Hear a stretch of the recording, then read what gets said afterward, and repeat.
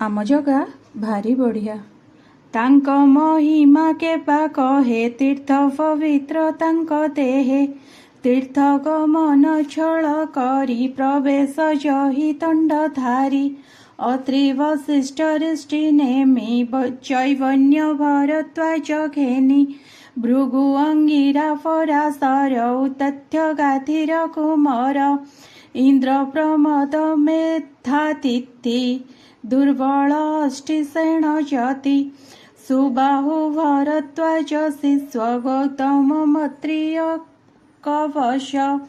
पिपलायन पर्व मुनि व्यास नारद कुंभजोनि देवर्षि राजश्री महर्षि अपरे जेतेक ब्रह्मर्षि सकल ऋषि एक मेले मिलिले जानवीर कूले ताहांकु देखि परीक्षित कपाळे देइबेनि हस्त बंदिला मुनि गणपते आनंदे अश्रुगद गते सुखे बसिले मुनि गणे पुणि राजा परमाणे कर अंजलि शिरे देई बोलई कृतकृत्य होई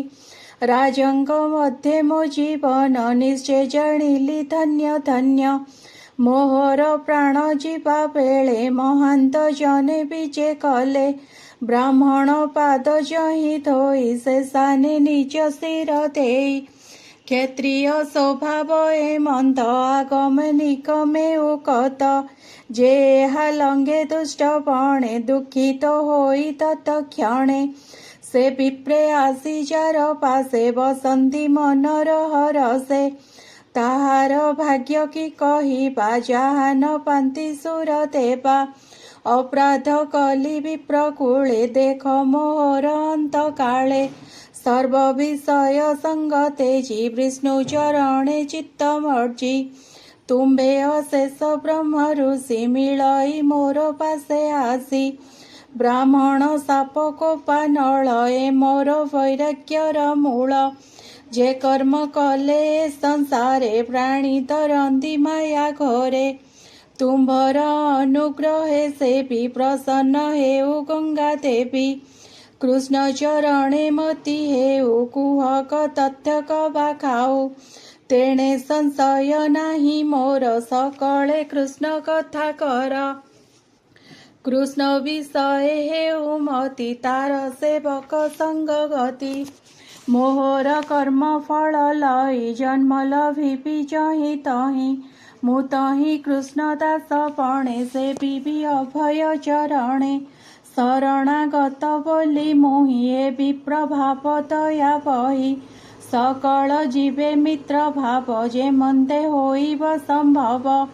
ए मंदे मते दिय बर तुम्भ चरणे नमस्कार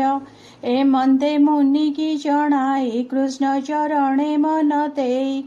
जानवी तीरे कुश सज्जा शयन अर्थे कला राजा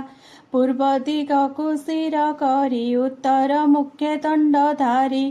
गंगा दक्षिण कूले सोई करुण्य जले दृष्टि देई से जन्म जे असुत तार तासिरे देई राज्य भार अशेष ऋषि गण मध्ये मन निवेशी कृष्ण पादे आकाशे थाई देव गणे आनंदे पुष्प बरसणे दुंदुभि वाद्यनाद तुले साधु सबते स्तुति कले जे मुनि गणे गंगा कूले थिले जे परीक्षित मेले गगने साधु साधु वाणी आनंदे मुनि गण शुणी साधु सबते उच्च स्वरे दिश पुरिला गंगा तीरे ऋषिए अनुग्रह मुखे कहंदी एक कुआरके ए साधु राजा विचक्षण अकाले लभिब मरण देख ए हार भाग्य बळे मुनिंग मध्ये अंत काळे जार आस्थाने सर्व राजा शिर नुआई कले पूजा से राजा काले हरि भावे पशिब जन्मर स्वभावे ए नरपति जेते दिने प्राण छाड़िब विष्णु ध्याने सुखे लभिब विष्णु लोक जे स्थाने विमोह विशोक आंभे सकळे एहि स्थाने बंचिबा फल जल पाने ଏ ଭଗବତଙ୍କ ଉତ୍ତମ ନିଶ୍ଚେ ଲଭିବ ପ୍ରେମ ଧାମ। ଏ ମନ୍ତେ ଋଷି ମୁଖ ଶୁଣି ଅମୃତ ସମ ସାଧୁ ବାଣୀ। ରାଜା ମଣିଲା ସତ୍ୟ ପ୍ରାୟ ଛାଡ଼ିଲା ସକଳ ସଂଶୟ। ବିଷ୍ଣୁ ଶରଣ ସେବା ଫଳେ ଅଶେଷ ପ୍ରାଣୀ ମୋହି ତଳେ। ପୂର୍ବେ ଲଭିଲେ ହରି ଭାବ ଯେ ବ୍ରହ୍ମା ଶଙ୍କରେ ଦୁର୍ଲଭ। ଦେଖ ମୋହର ଭାଗ୍ୟ ବସୁ ସର୍ବେ ମିଳିଲେ ସର୍ବଦେଶୁ।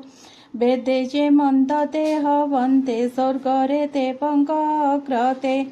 ବସି କହନ୍ତି ନାନା ଧର୍ମ ଯେ ବନେ ଯେ ବା ନିଜ କର୍ମ।